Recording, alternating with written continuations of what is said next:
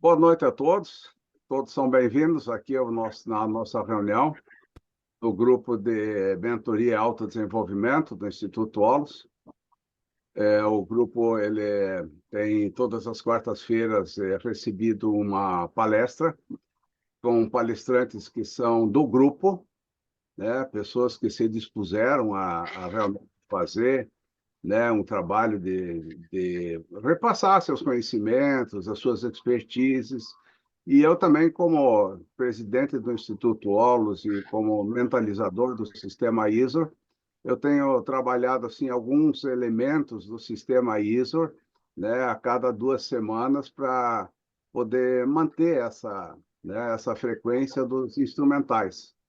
Então, o nosso tema de hoje ele é critérios isomórficos, né? Eu já escrevi hoje lá no nosso grupo que critérios não são normas, não são obrigações, né? Critérios são sugestões, são apontadores. E se você utilizar esses critérios, que são critérios já estudados, critérios já foram experimentados, certamente você vai ter um sucesso maior, né, nas suas relações, aqui no caso das relações a dois, mas também isso serve para as relações de amizade, para as relações de pais e filhos, né? Isso aí é bastante geral, assim. Então, não é nenhuma norma, mas são critérios que são utilizados e que realmente podem fazer bem, ainda mais por serem isomórficos, né? Os critérios que a gente traz aqui, eles são em coerência com as leis da vida. Então, isomorfismo significa da mesma forma, isos, né, da mesma forma. Então, o ser humano ele precisa ter uma congruência ou uma ligação com as leis universais, né, da vida, aquilo que rege a vida humana, para que ele possa ter coerência nas suas atitudes.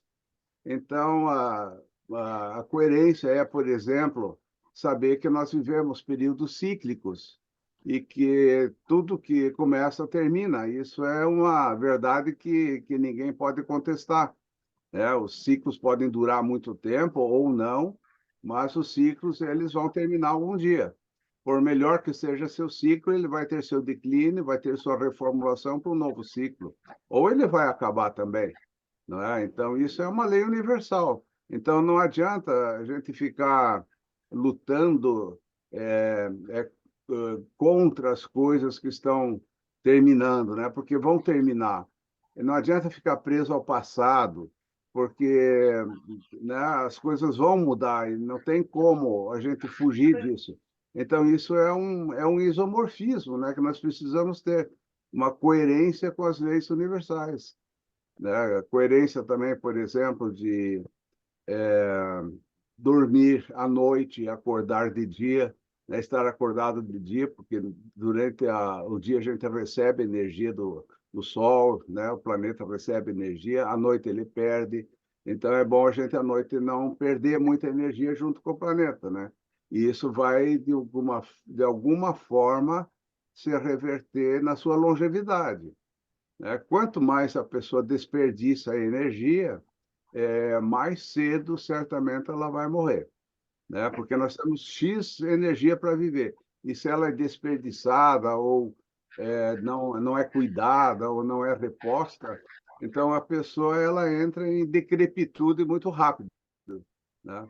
Então, tudo isso são aspectos da coerência humana e tantos outros, né, que a gente poderia citar aqui, mas no sistema ISO nós trabalhamos vários aspectos, sim, que são isomórficos nas nossas relações.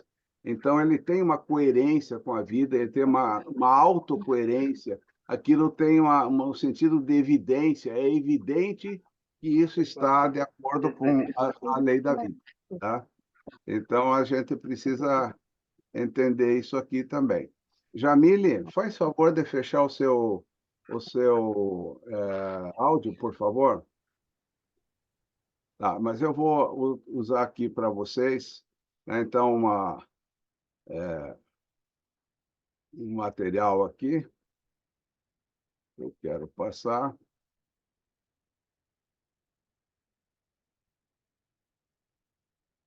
Aqui está.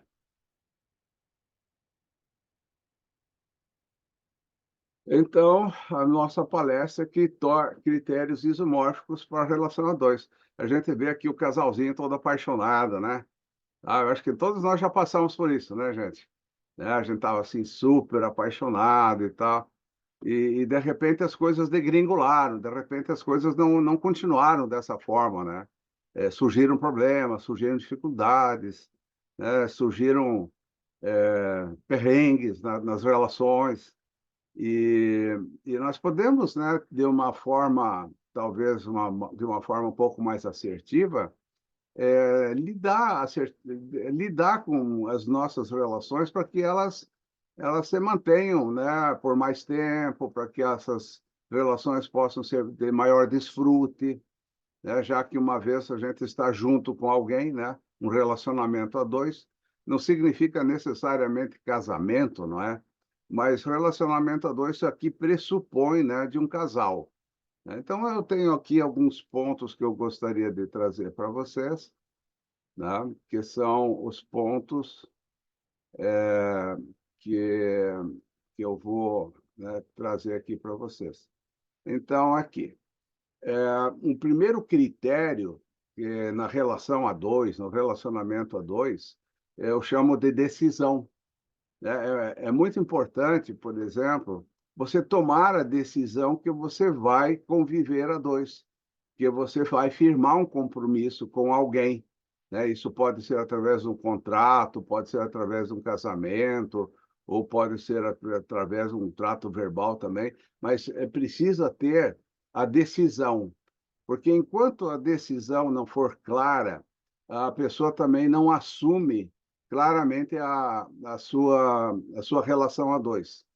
Então, assim, a decisão, ela às vezes demora um bom tempo, mas precisa, sim, tomar a decisão para que haja assim, uma assunção. Não, eu realmente assumo que eu vou conviver a dois com essa pessoa, né? Pode ser por um tempo, enfim, não tem um tempo pré-determinado, mas o que, enquanto a relação dure, precisa ter essa decisão, né? E geralmente nas relações a dois, né, são relações em cujo foco é a reprodução humana.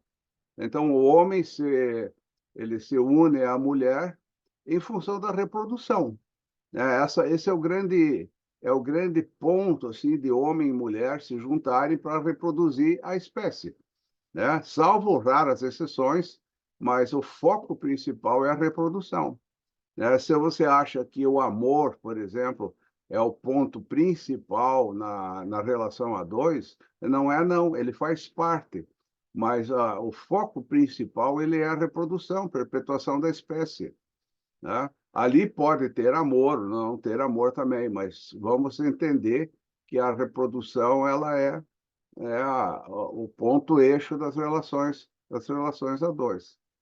É um outro ponto que eu quero trazer aqui para vocês, né?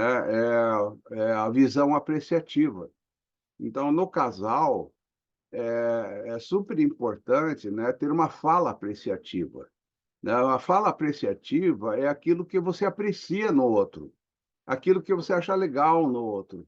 Então, reforçar o ponto positivo, reforçar a qualidade do outro, né? Normalmente, nos casais que a gente vê, um está reclamando do outro, né? As pessoas reclamam, falam mal, ele não faz isso, não faz aquilo, ela é chata, é não sei o quê. E isso não é uma visão apreciativa.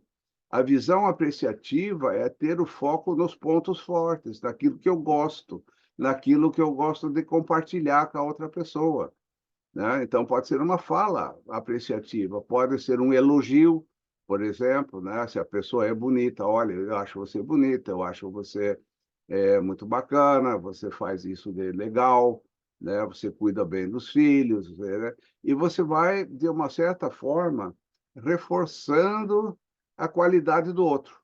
Então, isso faz muito bem, né? E a gente precisa treinar isso, essa visão e essa fala apreciativa, falar as coisas positivas, né? O que a gente realmente gosta do outro, tá bem? Então, isso aqui são dois pontos, assim, né, iniciais que eu queria trazer. E um terceiro ponto aqui, que eu digo para uma relação ir bem, né, e ter coerência, é o companheirismo. O companheirismo né, do marido com a esposa, né, do casal, né? Então, esse companheirismo, às vezes, é uma certa cumplicidade, né, de fazer alguma coisa juntos, né, ter um diálogo, né, dialogar sobre as questões, sobre o que está acontecendo. Entre ajuda, significa também um ajudar o outro, estar pronto para ajudar. Ver que o outro tem uma dificuldade, que o outro está com algum probleminha ou alguma questão que não está conseguindo fazer mesmo dentro de casa, né? Então, é assim, estar pronto a sempre dar uma mão, né? Então, entre ajuda, né? Isso é dos dois lados. Então, quanto mais um ajuda o outro, maior é o laço, né, que se forma entre as duas pessoas, né? Então, isso significa, esse companheirismo, ele significa também uma dedicação, né? Você se dedicar a outra pessoa, né? E valorizar a outra pessoa, dar valor a ela, né? E às vezes a gente deixa, por exemplo, de ir numa reunião de amigos para passar uma noite com a esposa, né? Para valorizar a esposa num jantar, por exemplo, a velas, a dois, né? Então, aquilo ali é uma valorização da pessoa, né? Você mostra que você está dedicado a essa pessoa, que ela é importante para você, né? Então, você vai dialogando, vai ajudando, né? Vai dando uma dedicação, né? E uma valorização da vida, valorização do humano, né? As pessoas, elas têm dificuldades, né? Todo mundo tem dificuldades, mas você ajuda a pessoa a superar suas dificuldades, né? Todo mundo tem, né, seus pontos de dificuldades. E um outro ponto que eu gostaria de colocar aqui, né, é o que eu chamo de postura prestadia. Então, a postura prestadia tem muito a ver com a questão do companheirismo, né? A postura prestadia, ela significa, né, aceitação mútua, né? Um aceita o outro, né? Então, isso já vem lá da decisão lá em cima, né? Da assunção do convívio a dois. Então, tem uma aceitação mútua do outro como ele é, né? Não de como ele deveria ser, mas da aceitação da pessoa como ela é, né? Não querer mudar a pessoa, sabe? É aceitar a pessoa como ela é, com suas coisas boas, com suas dificuldades, né? Para evitar gerar conflitos, né? Então, os conflitos surgem quando você quer mudar o outro, ou quer que o outro seja diferente, ou faça algo diferente, né? O que é também possível ser negociado, mas, em primeiro lugar, a aceitação mútua, né? O entendimento do outro, né?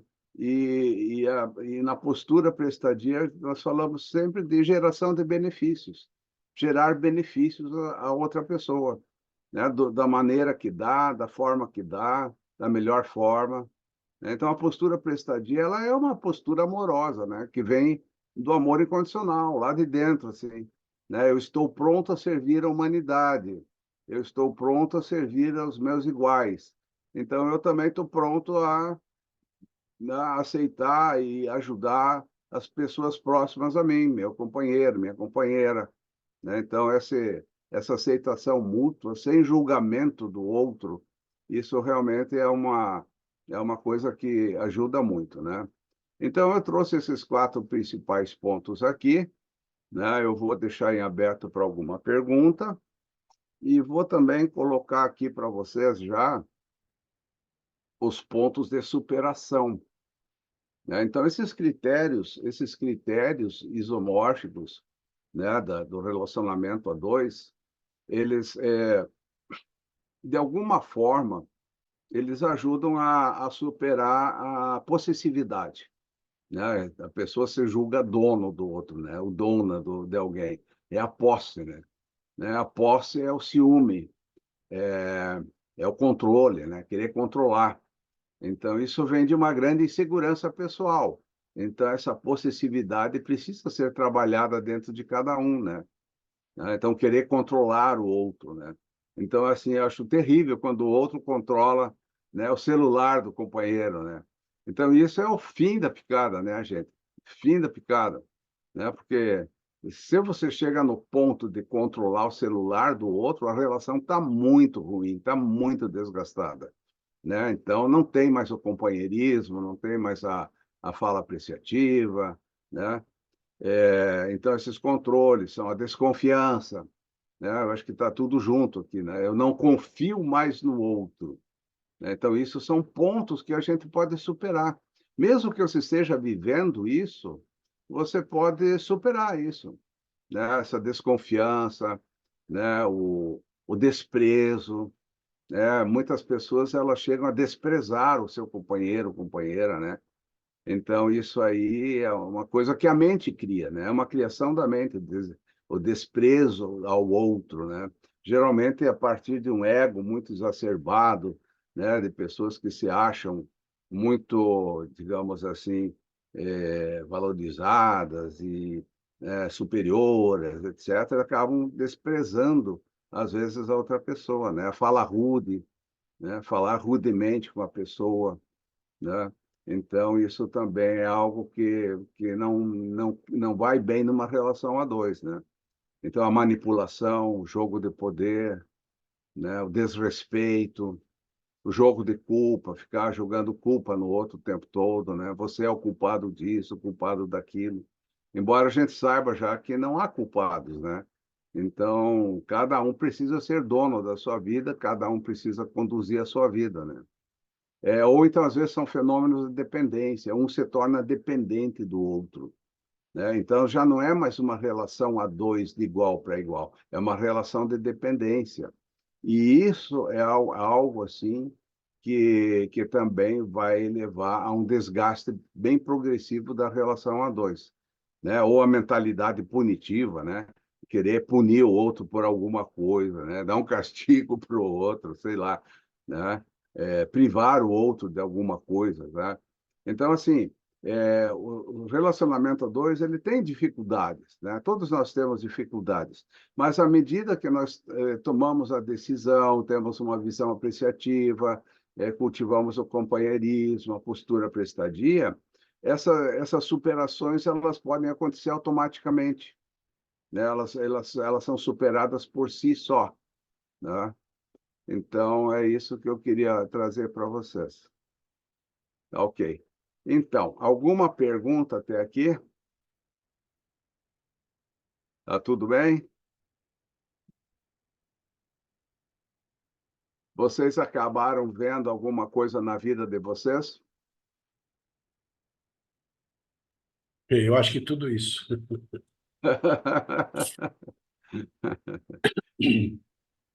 A Nós relação a temos... dois não é fácil, na verdade, tem toda uma série de situações, né? Sim. Então, assim, cada caso é um caso e cada situação depende muito da vida de cada um, dos traumas que cada um traz de lá de trás, repetição, questões de pai, mãe, questão de sogra, cachorro, influências das mais diversas. Então, tem um processo interligado aí, né? É tudo interligado, mas assim, as negatividades, elas podem ser superadas pela positividade, né? Na medida em que a gente cultiva os aspectos mais positivos, ou cultiva os mais isomórficos. Então, quanto mais isomorfismo a gente cria na relação, mais facilmente a gente supera as dificuldades. Nós estamos sempre vendo a dificuldade do outro, né? Eu estou sempre vendo que eu não gosto do outro. Ah, você isso, ah, você aquilo, ah, porque não sei o quê. E, gente, enquanto tiver isso aí, reclamando do outro de alguma coisa, e você não falando a positividade, você só vai ter problemas. Só vai ter problemas, né? Então, é uma questão de treino, né? É uma questão de treino. É uma questão de... Marcos, Oi. em relação a, por exemplo, o que pode quebrar um relacionamento mais profundamente, eu acho que é a quebra de confiança. Porque se Sim, existe uma relação, claro, existe um pacto de você estar numa condição tal que você, então, olha, estou com você e você está comigo. E se quiser pular a cerca, fazer uma outra coisa. Então, ok, vamos estabelecer nossos critérios assim. Vamos terminar sim, primeiro, aí você vai lá. E depois, quando a pessoa faz alguma coisa dessa natureza, cara, para depois você consertar a confiança, mas é questão de amorosidade, de paciência, tolerância, amor ao próximo, etc, etc. Mas eu vejo assim que para você resgatar uma confiança não é tão simples. Até pode acontecer se de fato houver um comprometimento, e tal, mas não creio que seja fácil. O que que você vê em não é relação a fácil, isso? não. Uma vez quebrada a relação, ela fica quebrada, vai ficar uma fissura, não tem como, né? Vai ficar uma fissura, né? Então, a relação a dois, ela pressupõe uma fidelidade, né? Ela pressupõe por ela mesma, porque eu tomei decisão de conviver a dois com essa pessoa, tá? Então, a quebra de lealdade, ela rompe a relação, ela rompe a relação, né? As pessoas podem tentar consertar com durex, com cola tudo, com não sei o quê, sabe? Né? Mas vai ficar a marca, né? Vai ficar a marca, sim, né? Tá ok? Mas, enfim, Cláudio, fala, Cláudio. Eu acho que isso tem muito a ver com a questão do compromisso. Acho que é uma questão básica de uma relação dar certo é haver realmente um compromisso. Você se compromete realmente com aquela pessoa ali e aprofundar, né? Se você, né, atualmente se fala em poliamor, em relações abertas, mas isso aí, no meu ver, não aprofunda. Para você realmente aprofundar e experimentar o amor ao próximo, tem que ter esse compromisso. Que você Sim, foca naquela pessoa, né, aceita realmente lidar com a luz dela, com a sombra dela, com as limitações, com as virtudes, né? E se você pula para outra pessoa, abre a história, né, você não aprofunda, né? Vira uma coisa superficial, né? verdade. Verdade, sim. Essas coisas são bastante complicadas, né? São bastante complicadas. Vamos dar uma caminhada aqui, vamos caminhar mais um pouquinho, né? E vamos trazer mais alguns critérios, então. Eu tenho, né, os primeiros critérios aqui, vamos ver mais alguns, ok? Então, nós estávamos aqui, né? Vamos agora para a segunda parte, tá? Aqui. Um critério importante, tá? Você tem que ter uma relação de igual para igual, tá? Então, essa relação de igual para igual é porque todos nós, seres humanos, somos iguais. Nós temos essa igualdade, né? Eu gostaria de pedir que quem tiver com a câmera, com o vídeo aberto, que feche o vídeo, por favor. O áudio, fecha o áudio, né? Então, o centramento e a equanimidade, ela é um estado interno, tá? É um estado interno onde eu olho o mundo sem julgar o mundo, né? Então, o centramento, ele vai me permitir ir além do gosto e não gosto, né? Porque uma das grandes armadilhas aqui do ser humano, em todas as nossas relações, é estarmos presos ao gosto e não gosto. Eu quero aquilo que eu gosto e quero me livrar daquilo que eu não gosto. E aí você começa a ter um monte de problemas, de apego e aversão. Então você quer se apegar a alguma coisa e quer ter aversão a outra, aversão ou ódio, né? Então isso é um nível de energia muito pequeno, em que a gente sempre está correndo atrás do que gosta e querendo se livrar do que não gosta, né? Você pode escolher o sorvete de, né, de morango que você gosta, não tem problema nenhum, sabe? Agora, se não tiver o de morango, pode ser também o de abacaxi também, não tem problema nenhum, né? Você não fica preso ao não gosto, não quero, né? Então, a vida sempre vai ser como a vida é, né? E viver, digamos assim, nesse caminho reto, né? Nesse caminho de, de equilíbrio, né? É o caminho do meio. Então, o centramento, ele me dá o caminho do meio.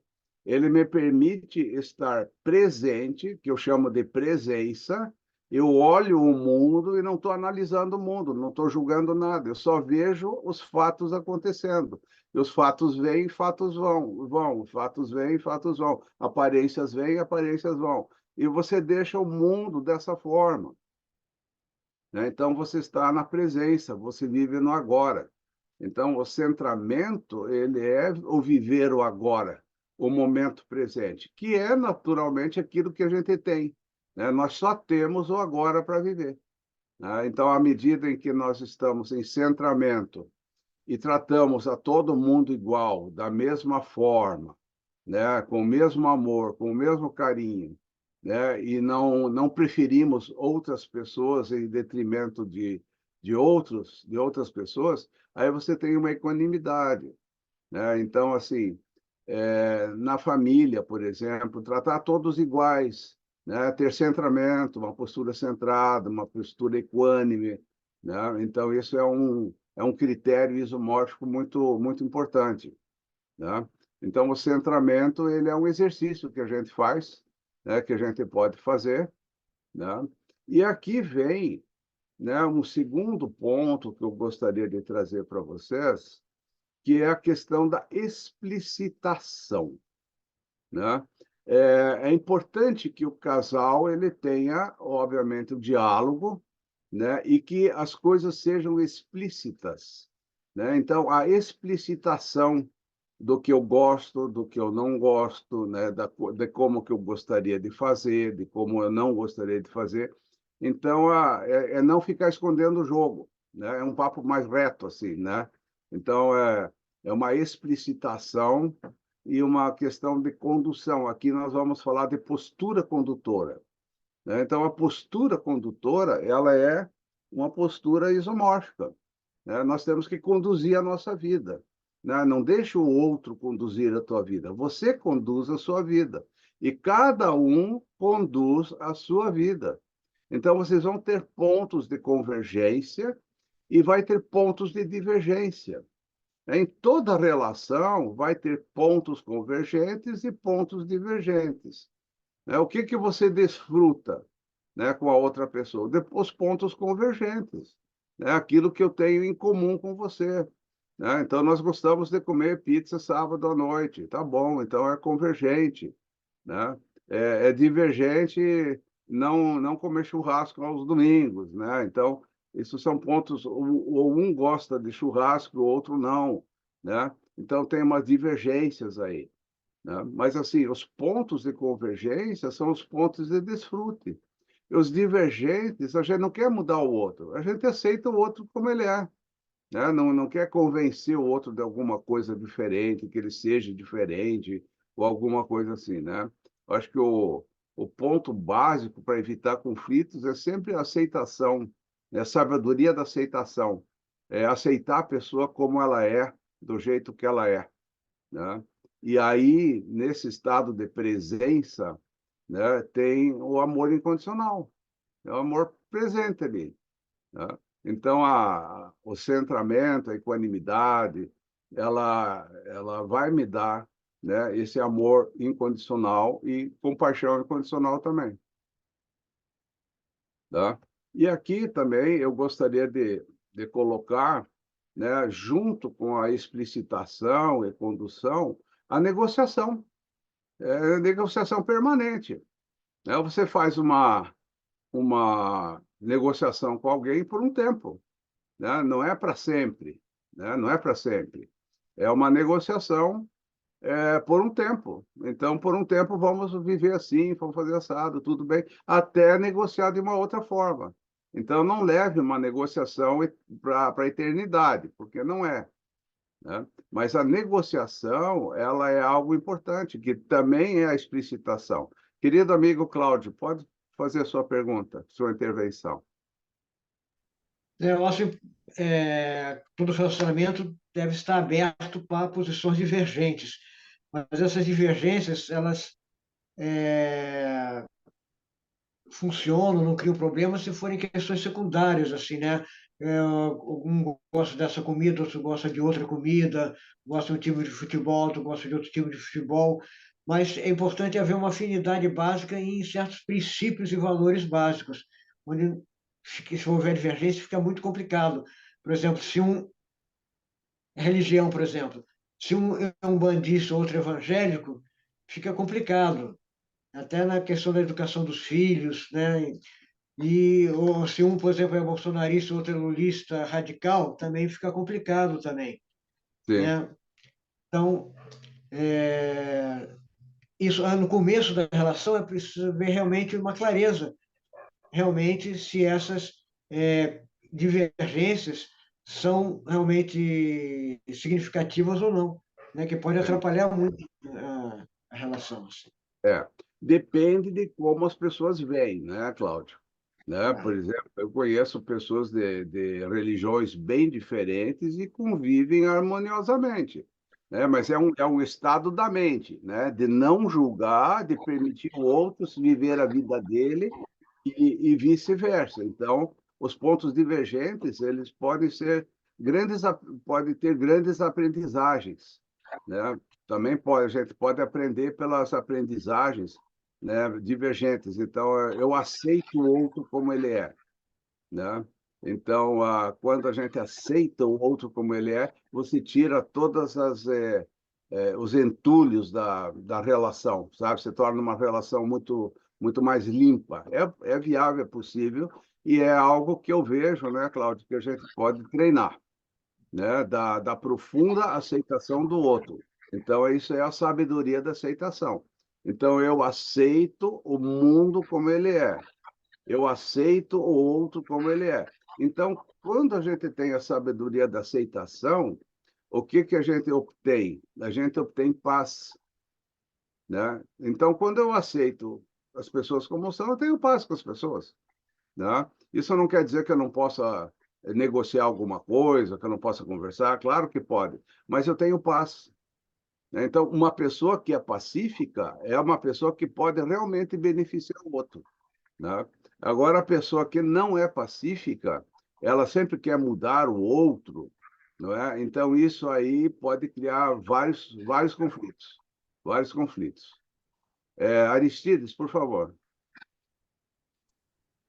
É interessante esse ponto que o Cláudio traz, porque realmente talvez seja o modo mais comum de nós enxergarmos os pontos divergentes, né?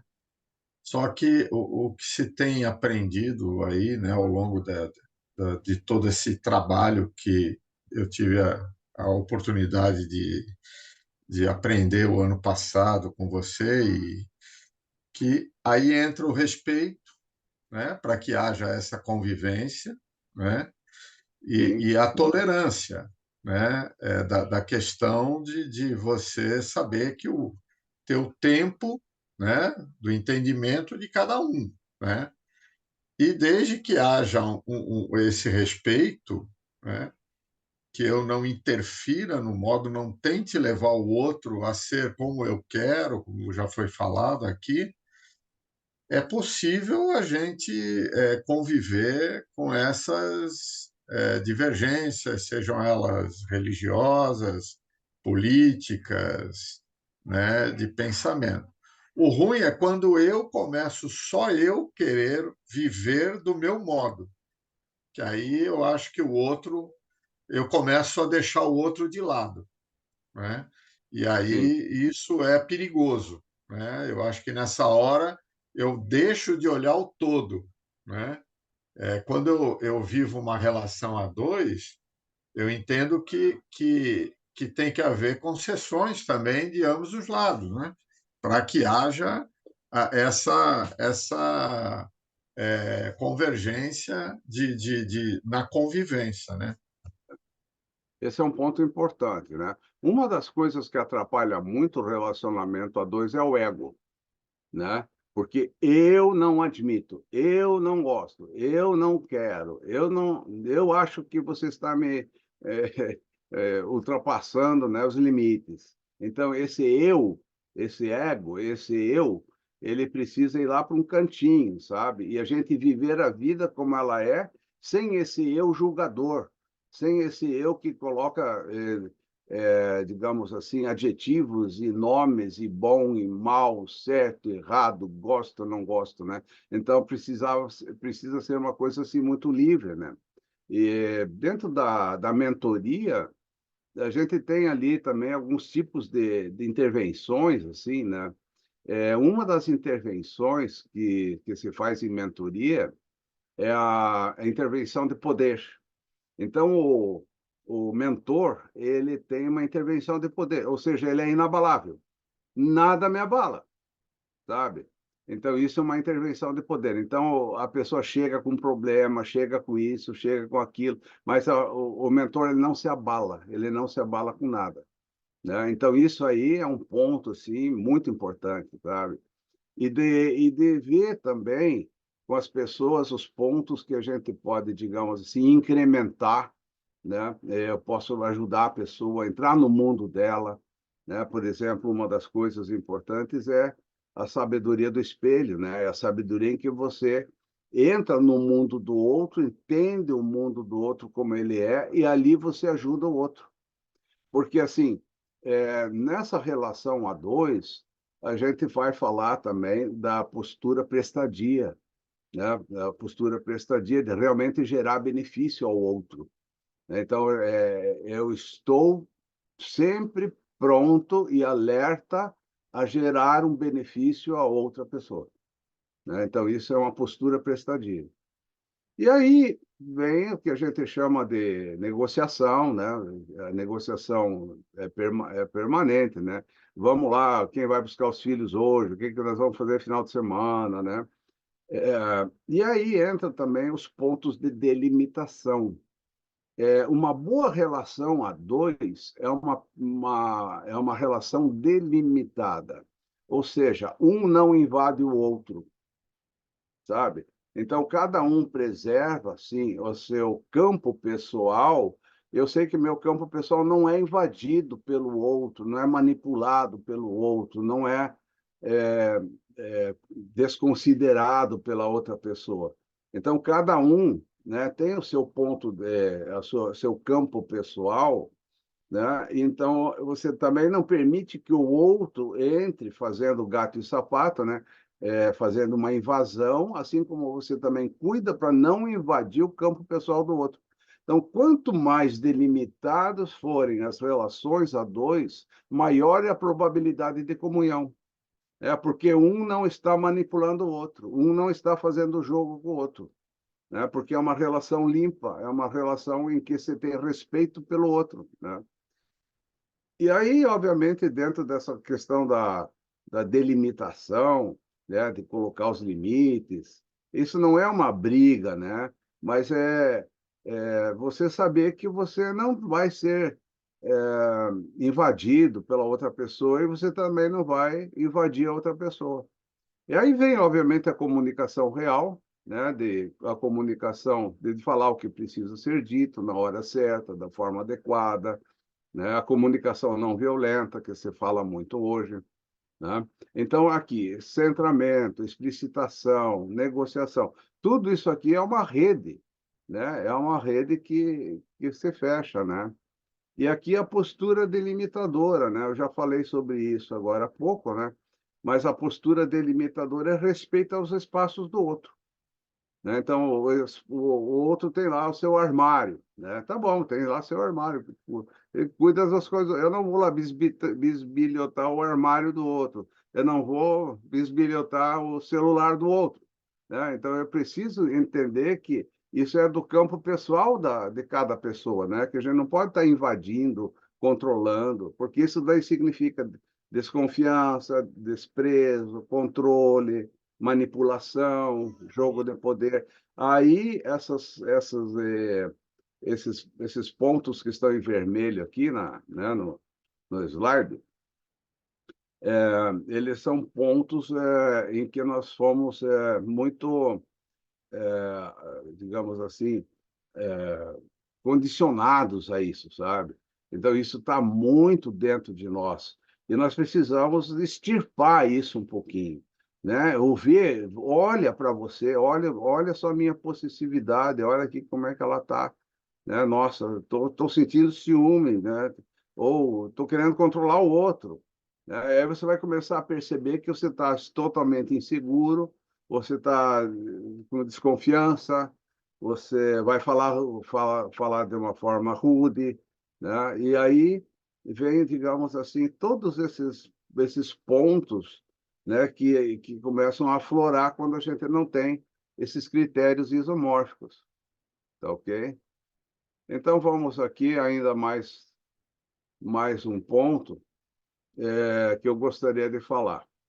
A vida, ela é uma autoaprendizagem, tá? Então a relação a dois, ela é também uma autoaprendizagem vivencial. Eu estou sempre aprendendo com o meu cônjuge. Estou sempre aprendendo, né? O tempo todo. Então, teu melhor professor é o teu cônjuge, né? Ele é um grande professor, né? Professor de paciência, muitas vezes, de não responder, né? Então, você vai aprendendo na marra, né? Na vivência mesmo, né? Então, assim, estar aberto a você mudar suas posturas, se aprimorar cada vez mais, né? Então, por uma autoaprendizagem, ter uma mente aberta à aprendizagem vivencial, né? E eu chamo assim a atenção sobre um ponto que eu aprendi na minha vida, é não discutir a relação. Não discute a relação. Porque quando vocês querem, digamos assim, discutir a relação, fatalmente a gente vai acabar num você é culpado, pobre de mim, você fez isso, você fez aquilo, aí vem a justificativa, aí vem o ataque, daí vem a defesa, e não adianta não. Então, quando tem uma dificuldade na relação a dois, a melhor coisa que se pode fazer é cada um ficar sozinho. Cada um vai lá para o seu quarto e fica sozinho lá, né? Ou sai, não conversa, não discute. Essa é a melhor forma. Aí, quando houver, né, um pouco de paz, aí vocês podem eventualmente ver o que cada um aprendeu. Eu sei que com essa minha atitude, eu aprendi muito, porque eu fiquei me observando. Marcos, eu fiz isso, eu fiz aquilo, eu fiquei com raiva, eu falei um nome, eu fiquei chutando a porta, eu não sei o quê. Tá? Eu fui aprendendo a me comportar de uma maneira nova, né? De uma maneira nova. Então, isso é uma autoaprendizagem. Tá? A gente é autoaprendendo. Fala, Cláudio. Mas esse negócio de não discutir a relação não exclui que você pratique uma comunicação não violenta, sendo sincero naquilo que você está sentindo. Ó, eu não gostei disso que você fez, disso que você falou, né? Eu acho que a pessoa não é para engolir sapo também, né? Eu acho que pode haver uma sinceridade para haver um ajustamento assim na relação. Cuida com o ego, Cláudio, cuida com o ego. Eu não vou engolir sapo.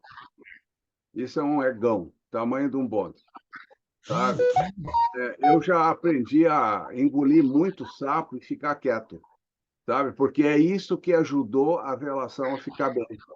Então, eu não estou dizendo que não possa ter diálogo. Claro que pode ter diálogo, mas eu coloquei aqui não discutir a relação, né? Não vamos discutir agora porque isso, porque aquilo, porque eu me senti assim, me senti assado. Isso aí vai lá para a aprendizagem. Cada um aprendeu as suas coisas e fica quieto. Não tem que compartilhar nada. Depois de uma hora, 2 horas, depois de um dia, o casal se junta de novo e continua vivendo, porque cada um aprendeu e não tem que discutir nada, sabe? Dá o vazio, a gente chama isso de vulvei, né? Dá o vazio para aquilo, né? Porque não adianta nada discutir. Então, não discuta a relação. Aprenda com o que aconteceu, faça as tuas melhorias por você e você vai ver que você melhorou, a outra pessoa também melhorou. Tá ok? Eu Paulo, concordo que não é para discutir. Concordo. Boa noite, professor Marcos. Boa noite, colegas. Sempre um prazer a gente participar, né, desse. Eu gostaria de ver alguns aspectos. O que eu percebi é que não discutir a relação ficou polêmico. sim, E eu tenho a impressão que discutir a relação na hora do fogo é melhor não discutir mesmo, não. Fica quieto, Com cada um vai para o certeza. seu canto. Deixa o fogo abaixar. Porém, E, eu fico me perguntando, trazendo à luz aqui selfie 1 e selfie 2, nem sempre a gente está em selfie 2, quer dizer, a gente nunca se afasta de selfie 2, não tem como se afastar, mas nem sempre a gente está consciente de que está em selfie 2 e aí fica com selfie 1 entrando na jogada. Eu fico pensando que numa comunicação não violenta, cada um falaria depois que apagar o fogo, né? Depois que baixar a poeira. Cada um falaria de como sentiu.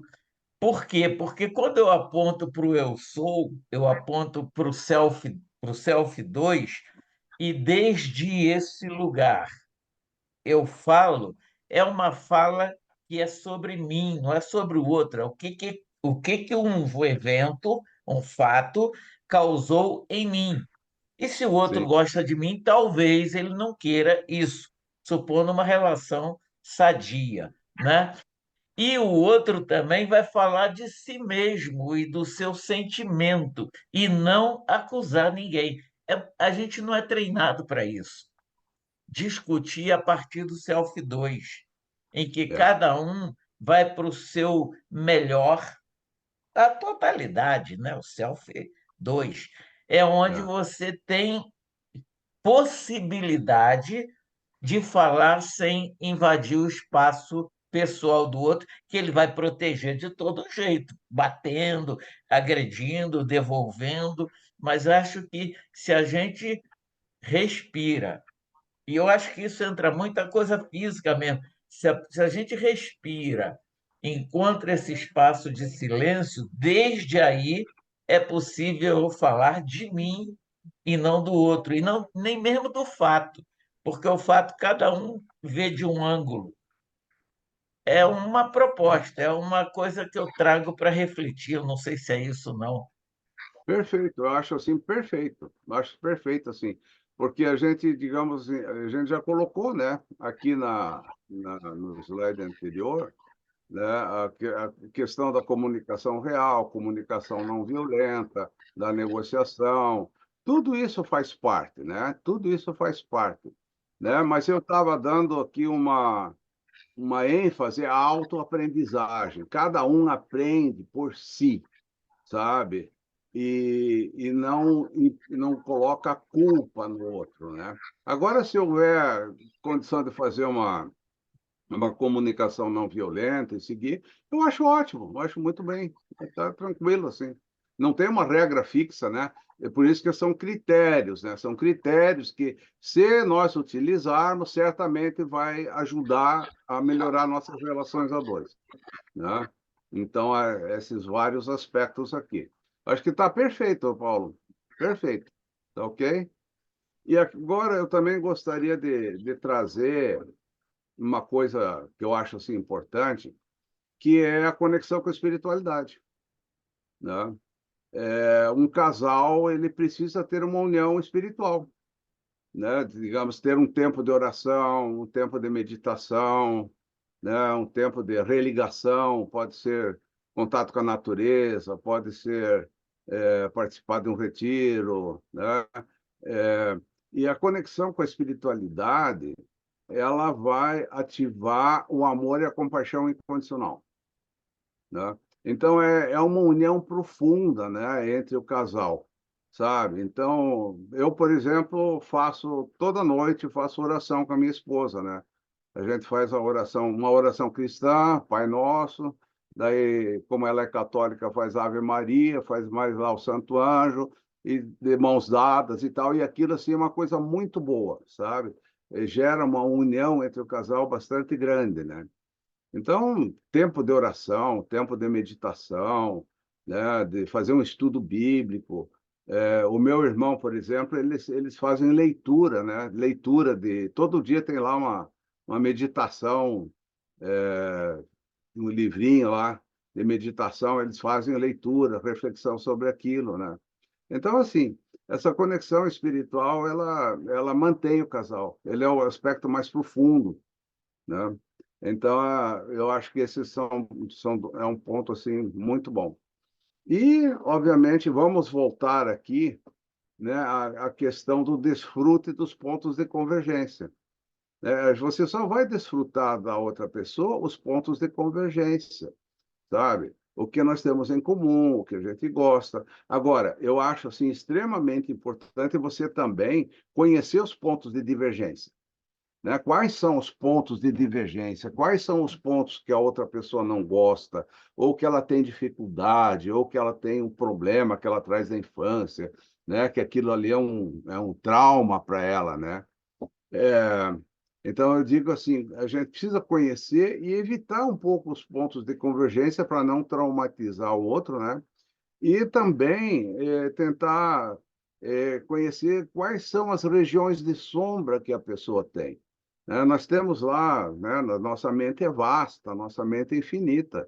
E nós temos regiões de muita luz, mas nós também temos regiões de muitas sombras.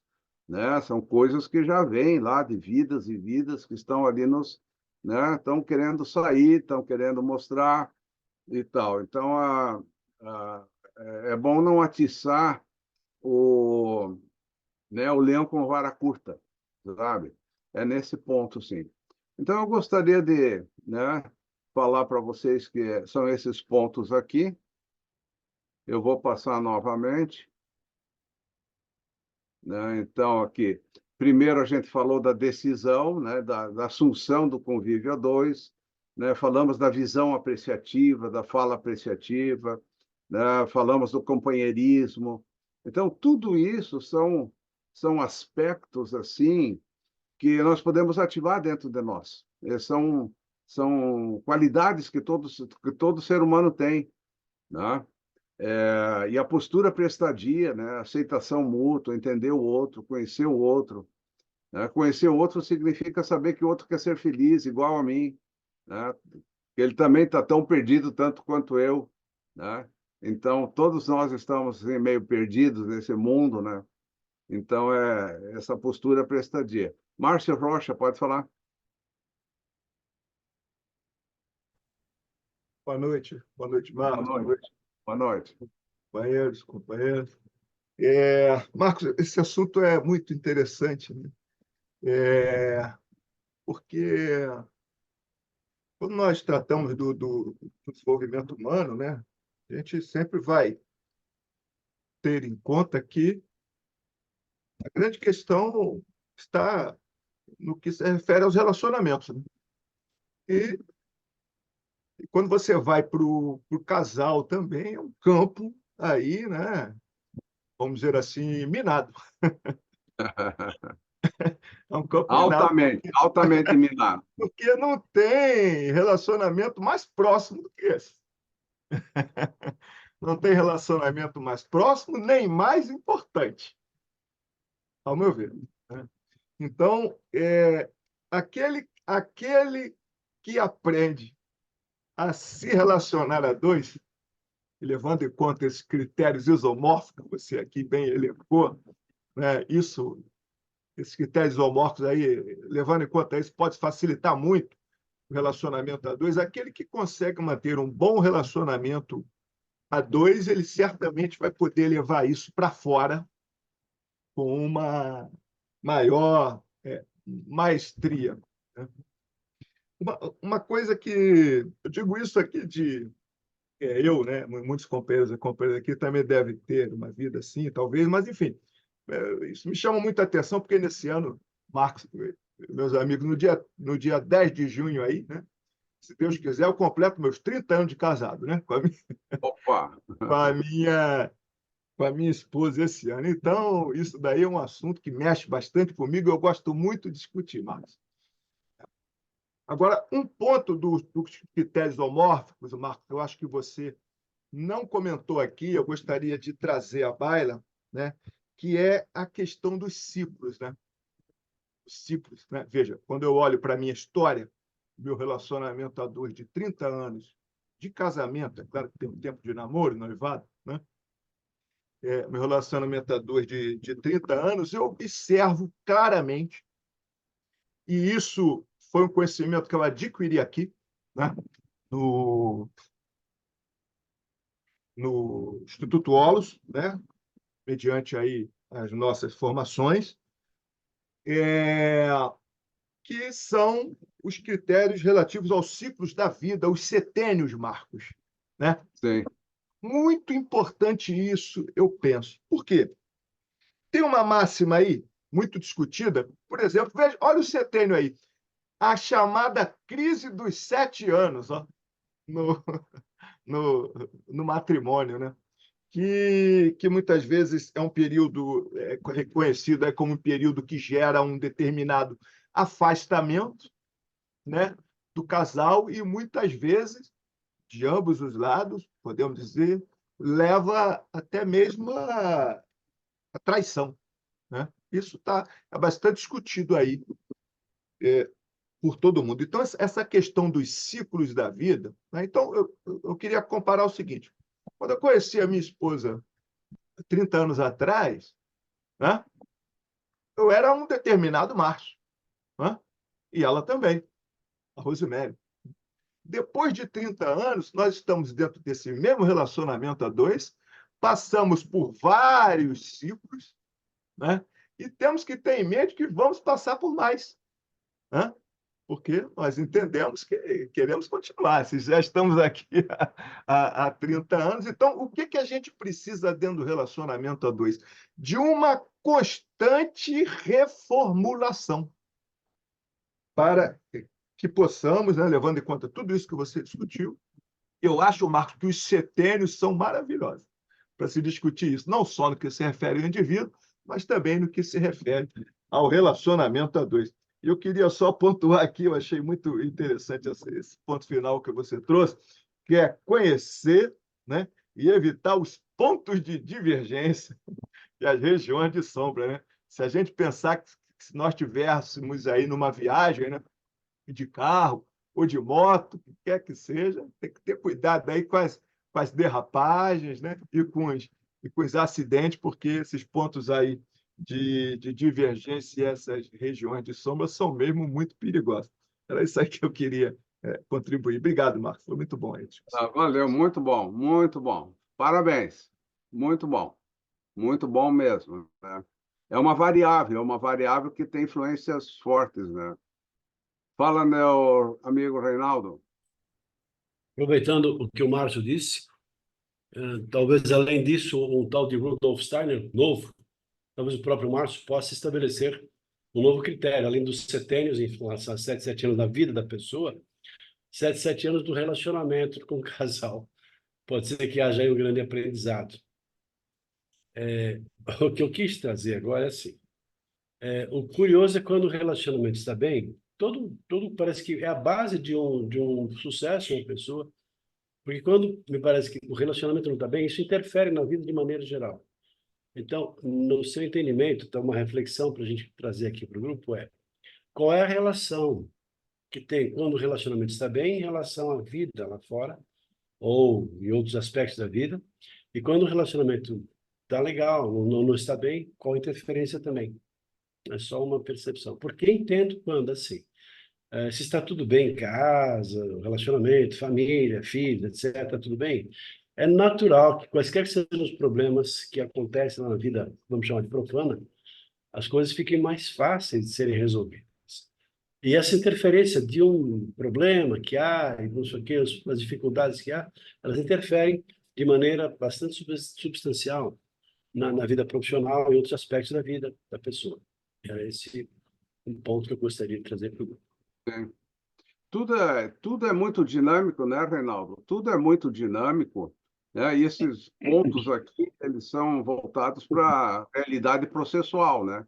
A realidade processual, ela é uma senoidal, tem altos e baixos, altos e baixos, altos e baixos, né? Então, esses processos são para a realidade, né, processual, não é para o Self 2, não, é para o Self 1 mesmo, onde a gente tem problema, né? Tá? Então, é isso, sim. Agora, isso forma uma rede, né? Se, por exemplo, um ponto aqui não está muito bem, isso também vai afetar outro ponto, vai afetar outro ponto, né? Então, isso é uma rede dinâmica, assim, né? Então, até é difícil colocar isso em frases, assim, porque, na realidade, né, tudo é um grande dinamismo, né? Então, eu só estava trazendo aqui a revisão, né, da decisão, da visão apreciativa, do companheirismo, da postura prestadia, né, do centramento, né, da equanimidade, né, da explicitação, da postura condutora, da negociação permanente, da postura delimitadora, ok? E aqui também a autoaprendizagem vivencial, né? A gente aprende com a vida, aprende com as coisas que acontecem com a gente. Né? A conexão com a espiritualidade, que eu considero assim, extremamente importante, tá ok? E o desfrute dos pontos de convergência, né? Os pontos de convergência. Então é isso. Basicamente, são esses pontos aqui que eu queria trazer aqui para vocês, né, para fazer uma reflexão.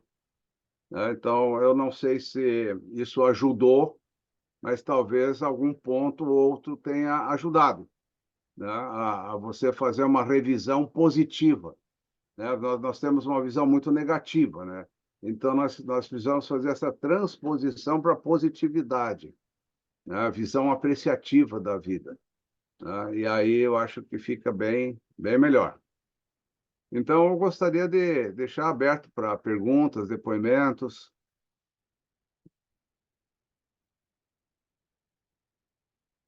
No silêncio absoluto, me permita um comentário. Vai. Eu gostei muito, achei que é legal, porque todos nós, de maneira direta ou indireta, temos, como falou, né? A vida de relacionamento ela é permeada por altos e baixos, como você falou. E tem épocas, tem fases, tem problemas, tem entendimentos, tem toda uma história que vem do passado, questões de pai, mãe, sogra, passarinho, filhos, depois muda para isso, depois tem o ciúme, depois tem as nossas limitações, nosso ego. É claro que isso gera problema, e normalmente nas pessoas mais próximas é que resvalam e acabam acontecendo os maiores problemas em função de uma certa agressividade. A gente, às vezes, com as pessoas mais próximas, a gente permite a sinceridade e a espontaneidade, e nem sempre são as formas mais agradáveis, e assim, o que você planta, você colhe. A coisa vai, às vezes, evoluindo de tal maneira que os problemas parece que aumentam. Mas, como você falou, né, tem sempre um aprendizado aí. Gostei muito dessa parte em relação assim, não discutir a relação. Cara, eu preciso entrar nessa escola de novo, porque eu penso que quando se discute a relação, a coisa não tudo bem, mas foi aí, acho que foi o Cláudio que trouxe, ou não foi o Paulo Nascente. Assim, quando você pondera, você equilibra, e assim se transforma na conversa, que é diferente de você discutir a relação quando você está emocionalmente envolvido.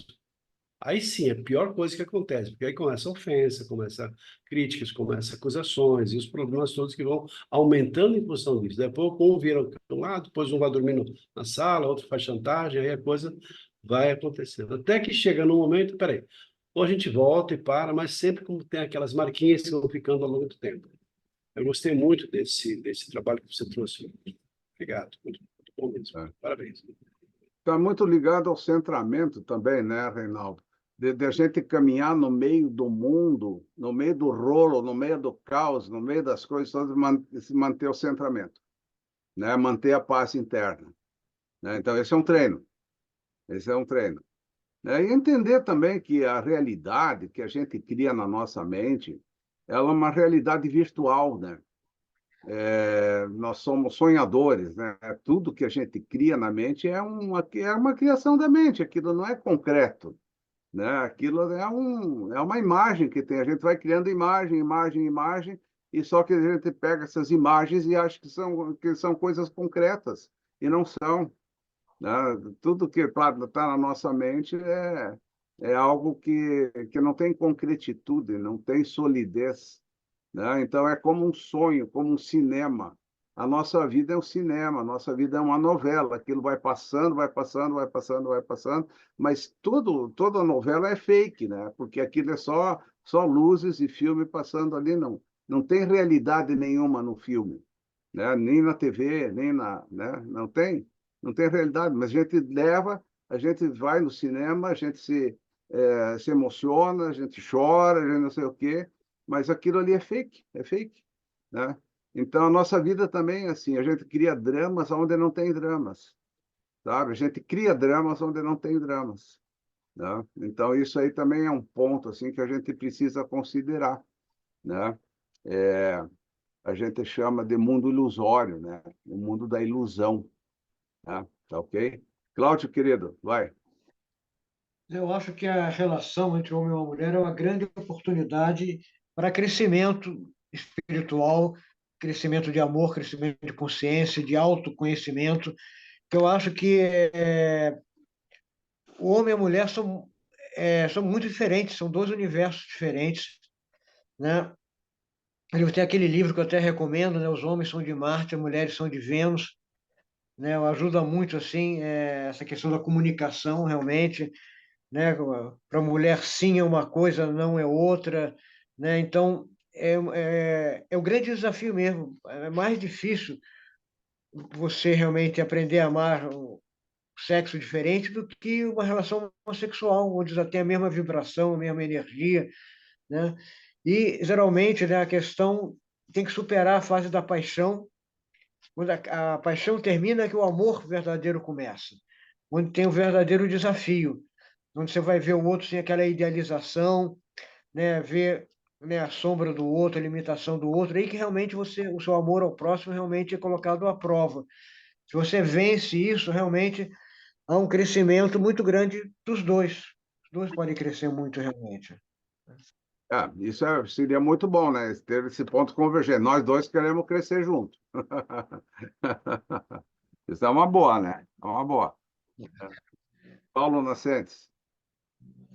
Então, professor, eu às vezes sinto dificuldade de falar de temas abstratos como centramento, que parece uma coisa abstrata, sem trazer para a dimensão física, onde esse centramento pode começar. Não estou dizendo que o físico seja predominante, não. Mas eu estou lembrando, e fazer uma propaganda aqui do nosso livro, né? Opa, Nesse livro último, Mentoring, Coaching and Advice, que tem artigos de vários de nós, sob sua inspiração, nós trouxemos a questão chamada mentoria centrada no ser, preparação, centramento e isomorfismo. E aí, no centramento, é que a minha experiência tem me levado a ver que esse centro é físico, é coluna vertebral. É na coluna vertebral que corre o líquor, onde eu posso estar no meu centramento. E quando, por exemplo, eu coloco a mão assim, afastada do centro, e alguém segura, eu não tenho força para sair daí, não. Mas se eu estou no centro, né, à frente do meu peito, e alguém segura a minha mão e prende, eu tenho como deixar a mão ali, movimentar o que está livre, não pensar na parte doente, estou preso, né? E me deslocando, sempre sem perder o centro. Aí é fácil, fica muito leve levantar o braço do outro e colocá-lo em repouso. Por isso, no nosso artigo sobre centramento, a gente trouxe lições de artes marciais japonesas, como o Aikido, porque fica muito visível essa questão de o que é estar centrado, né? É você não perder esse foco. E é onde tem a força. E aí, voltando para o plano espiritual, eu penso que numa negociação, a gente tem que ter os pontos inegociáveis. Por exemplo, alguém pode argumentar o que quiser, mas não vai me fazer transigir da honestidade. Se a honestidade, para mim, é um ponto de caráter. Isso não está em negociação. Você pode fazer o que quiser, oferecer o que quiser, grandes vantagens, mas nada que fira. Então, esses princípios são o centro de uma negociação. O resto é periferia. A periferia dá para a gente negociar, chegar a um acordo, assinar um documento, mas aquilo que é central, aquilo que é centramento, eu acho que o centramento é de vários níveis, de vários corpos, vai do físico até uma questão de princípios, como eu citei a honestidade, mas tem outros, né? Eu Sim. gostaria de apreciar essa questão do centramento a partir daí. Em mim, eu preciso ter como medida o centramento físico, respiração, que é física e psicofísica.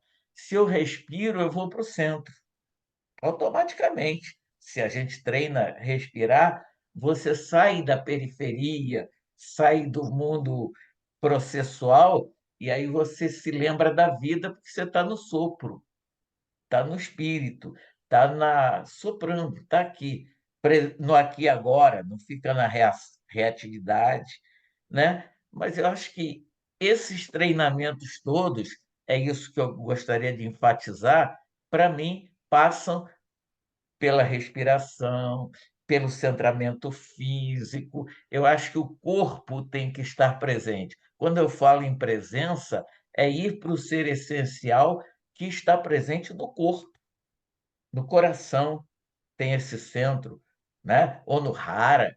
O senhor fala muito bem, professor Marcos, dos três centros, né? Cabeça, Hara e o coração. Não pode deixar o coração de fora. É isso. E aí me lembra corpo, cabeça, barriga, né? Coração. É. E todos esses três centros são povoados de neurônios, né? Circuitos neuronais, né? Tá tudo junto lá, tá ok? Eliane, por favor. Boa noite, tudo bem com vocês? Primeiro, eu quero parabenizar todos os homens aqui presentes de um tema tão delicado e pessoas maduras, homens que querem se melhorar como pessoa no relacionamento. Isso hoje me deixou muito emocionada de ver tanto homem aqui interessado em melhorar, sabe? De melhorar relacionamento e tal.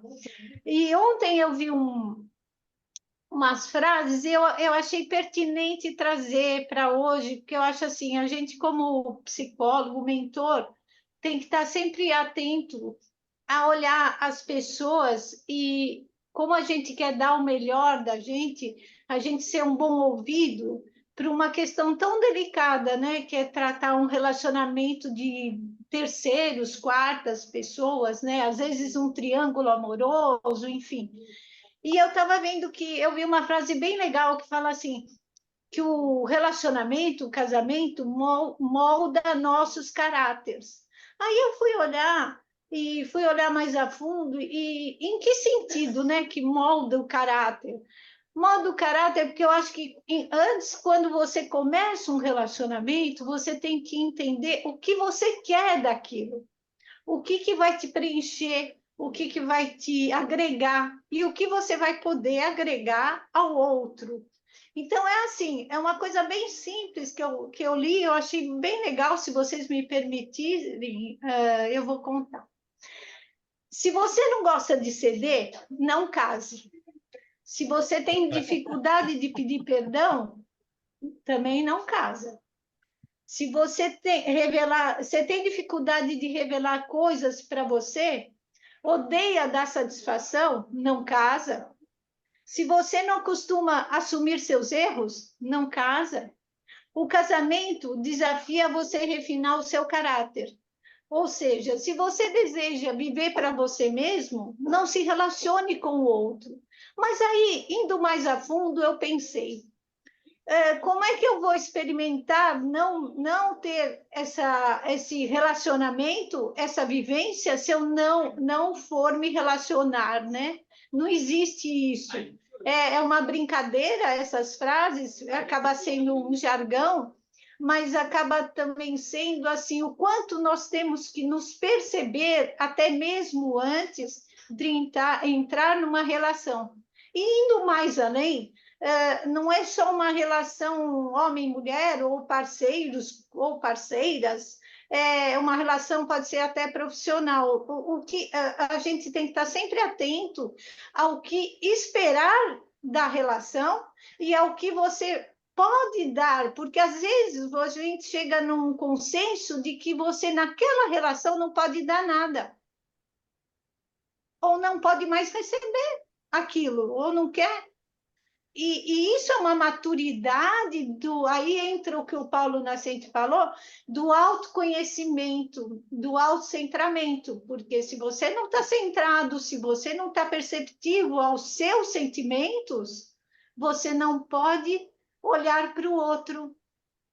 E olhar para o outro requer uma anulação do ego e uma extrema humildade, porque quando você olha para o outro, você olha os seus defeitos, porque às vezes a gente vê no outro os seus próprios defeitos. E isso é doído quando você vê os seus defeitos no outro, sabe? É muito mais fácil você jogar bomba, né? Joga o macaco, porque você não quer se assumir.